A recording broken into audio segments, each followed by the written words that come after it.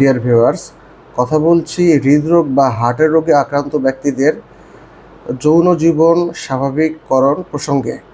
আমার কাছে অনেক রোগী আসেন যারা হার্টের রোগী, অনেকের বাইপাস অপারেশন আছে, অনেকের স্ট্যান্টিং বা হার্টের ধমনীতে রিং পরানো আছে বা উচ্চ রক্তচাপে আক্রান্ত।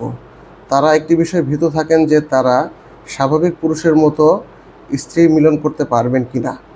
জি, দুশ্চিন্তার কিছু নাই। আপনার কিছু প্যারামিটার বা কিছু নির্দেশক যদি স্বাভাবিক থাকে, অবশ্যই আপনি অন্য 10 জন স্বাভাবিক পুরুষের মতো আপনার হৃদরোগ নিয়েও স্ত্রীর সাথে স্বাভাবিক মিলন করতে পারবেন।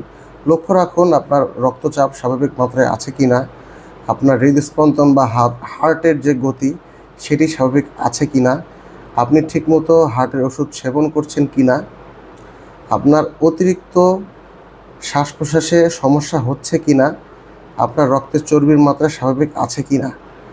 এই বিষয়গুলো যদি স্বাভাবিক থাকে এবং আপনি ভালো বোধ করেন, তাহলে চিকিৎসকের পরামর্শ অনুযায়ী অবশ্যই আপনি নিয়মিত স্ত্রী মিলন করতে পারবেন। এক্ষেত্রে কোনো বাধার কারণ নেই। এই বিষয়ে যদি আরও কোনো জিজ্ঞাসা থাকে বা কোনো আশঙ্কা থাকে, অবশ্যই আপনার চিকিৎসকের পরামর্শ নিন। ভিডিওটি ভালো লাগলে শেয়ার করতে ভুলবেন না। ধন্যবাদ।